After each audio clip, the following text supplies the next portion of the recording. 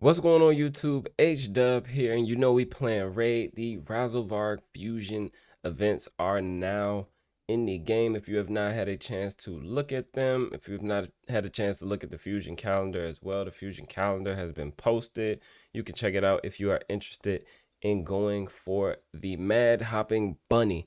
This guy is, an interesting champion, but I'm still 100% on the fence about it, especially because we're only going to get a chance to get one of the epics from the events. We're not going to be able to get two of the epics, which is kind of trash. So you're going to have to pretty much max out the summoning event to get the epic if you want to make the most out of it and get an extra copy of the epic, or you're going to have to pull one.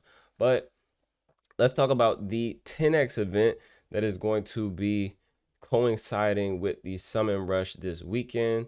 So we have here on Friday, April 14th, they're planning to launch a special 10x event to summon the following champions from Ancient Sacreds and Voids. We got Clydna, who is a great champion, Staltus, Lady Kimmy, Countess Licks, Tuark the Wanderer, Lady Annabelle, Ruela, and Stag Knight. So let's just briefly look at these champions. Obviously, Clydna is going to be number one. Void Legendary Sylvan Watchers champion. Chance to sleep on the A1. There's some turn meter as well for herself if the sleep is placed. A2 decrease speed and leech. That is a great ability. Also has a heal based on her max HP, which is an amazing skill as well. 3-turn cooldown booked. And the A3 places block debuffs and a revive on death on all allies for 2 turns. Kind of wish this was a cleanse with the block debuffs and revive on death. That would make her OP as a Void Legendary. Her passive has a 30% chance of completely blocking the incoming damage of the first hit of an attack, and this occurs once per turn. That is a really strong ability. Can also be booked up to 60% chance. She has decent base stats, 100 base speed, 21k HP, okay base defense. She is HP based. Now, her kit, I would 100% use this champion in the Hydra boss. Kind of wish that this was a cleanse there, but I'll take the decrease speed and the leech. If this was, decrease speed on Razelvarg, I would say with his leech, he'd be 100% easy champion for me to go for, but oh my God, I'm still on the fence about it. Now, the sleep doesn't really have a place in Hydra, but, I don't know. Sleep is not really making a comeback too much. Everybody's using duo, teams to farm the Sand Devil. Don't know that you would really need the sleep there, but the damage mitigation will help there. The sleep, it's still not 100% chance. Like, they need to give her 100% chance to just place a sleep, irresistible, unblockable sleep that could just be placed. Like, we need a champion like that people can get, and then people will be more inclined to do Sand Devil. Don't know what they're thinking, like not allowing people to, 100% chance to play sleep. Like, they should buff Chager or something. Like, they need to get it together as far as that's concerned. But the next champion is going to be Staltus, who is an amazing champion for sure. I've used this guy in a ton of places. He has a great kit, like I said, applicable for arena, applicable for Doom Tower, applicable for, hard dungeons as well. Attacks one enemy 2 times. If the target is under any debuff, each hit decreases the target's turn meter by 10%. AoE double hitter on the A2, 50% chance of placing a stun on a 3-turn cooldown book, and you can book that up to a 65% chance to stun.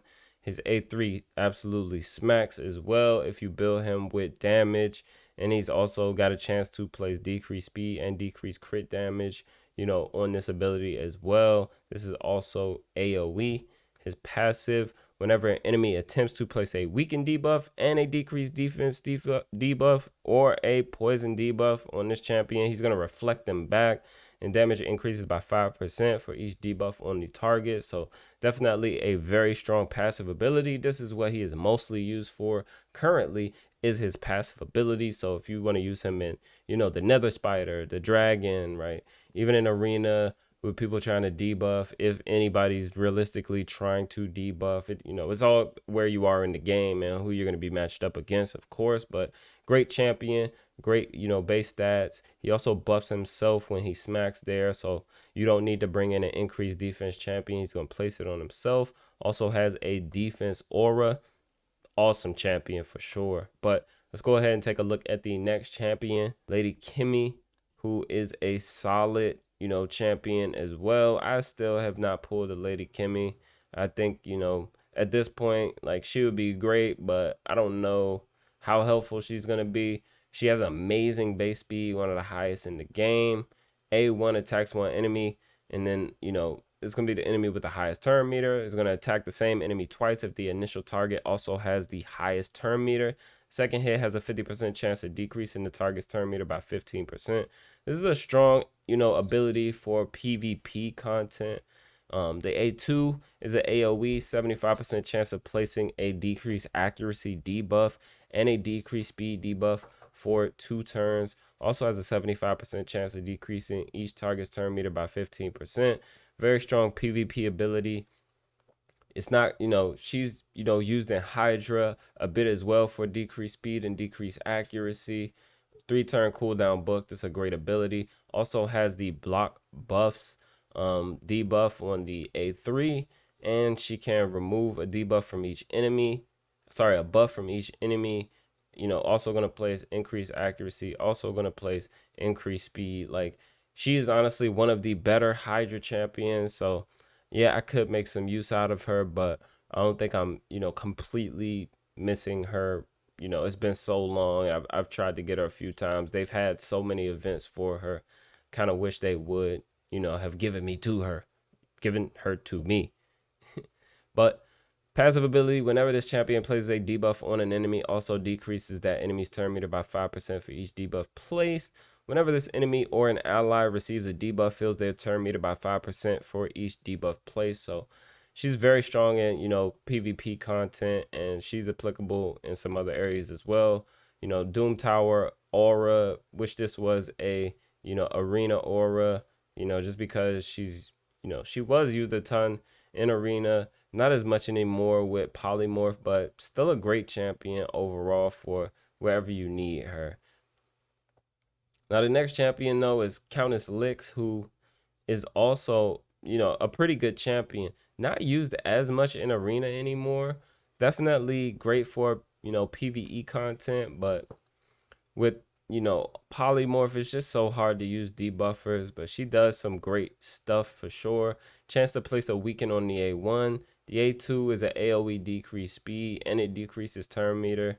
The A3 places block active skills, and it's going to also, reset the cooldown of all allied skills by 1 turn. Her passive removes a random debuff from Astralon and this champion at the start of each turn.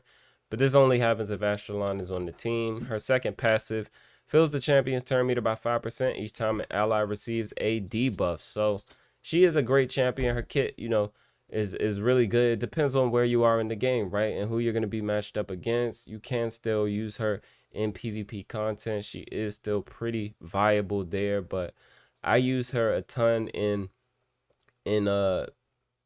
faction wars for sure. She's also great in Doom Tower and some of the secret rooms. We've got a demon spawn secret room. She's applicable there. She can also be used in Hydra because she has, decreased speed. The turn meter is not going to help you there. The weaken could help you there. Block active skills is not going to help you there, but she can decrease the cooldown of all allied skills as well. That's on a 5-turn cooldown, so it's not great, but she is going to, get some turn meter herself with this second passive. So great champion to use, decent base stats. She is attack based. She is an attack champion. I have built her for damage, but she honestly doesn't do insane damage, to be honest. Now, the rest of the champions are epic champions. Lady Annabelle is, of course, really, really good. A lot of people are using her for Bommel. So if you need help in Bommel, Dreadhorn, she's great to get for there. Tuhawk the Wanderer. I haven't actually, tested him much. He is a solid champion according to some. People say don't sleep on him. He's a void epic, so you know, definitely has some potential to help you out. AoE decrease speed and increase speed. Has a chance to stun and still turn meter here. You know, his passive decreases the damage taken by himself by 20% when his HP drops. So, you know, potential for sure, but will I say, you know, go all out for him? I'm not sure. I haven't had the chance to test him myself. Now, Ruela is a Sylvan Watchers epic who, you know, has a pretty solid kit as well. I've already, you know, maxed out a Ruela on my account. Have not built her yet, but definitely have her prepped for the, you know, faction once it opens to, you know, just come in and provide some CC for us. It's not, you know, an amazing kit, but she does have a decent kit. She is attack based. She has okay base attack. It's not the greatest. There are epics with better base attack. But let's go look at the last champion in the 10X, and that is going to be Stag Knight, who, you know, Stag Knight speaks for himself, right? This guy was a Battle Pass epic. If you were around when the Battle Pass was live, you got this guy.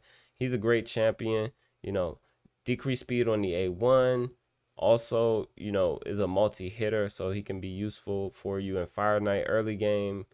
He can be useful again, you know, in a lot of places because he's also going to do decreased defense and decrease attack on the 3-turn cooldown, which is, you know, a really strong ability. The only caveat to this is it is not a 100% chance to land, so you're going to have to get the sniper mastery if you want to make this 100%.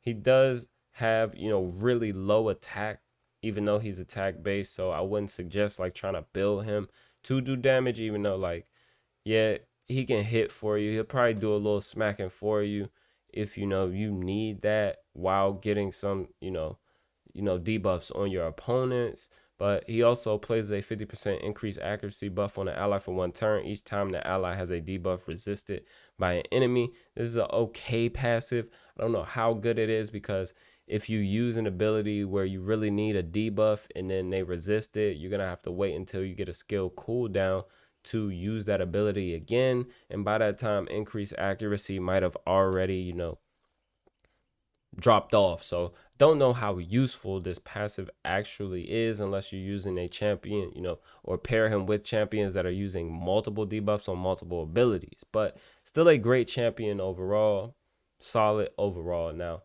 hopefully, you know, some people are able to get some of these champions in the 10X. There are some great legendary champions here for sure. I'm sure people really want Staltus. I'm sure Lady Kimmy could help a lot of people out. And I'm definitely sure the new champion, Clydna, will also be great for a ton of accounts. But that is the news, guys. That is the 10X. Hopefully, you guys, you know, if you're pulling for Razelvarg, if you're going for the fusion, you're able to get some of these champions and you don't just get scammed this weekend. But thank you for your support as always. Thank you for watching, guys. I've been HWZ. Until next time, be good and be well.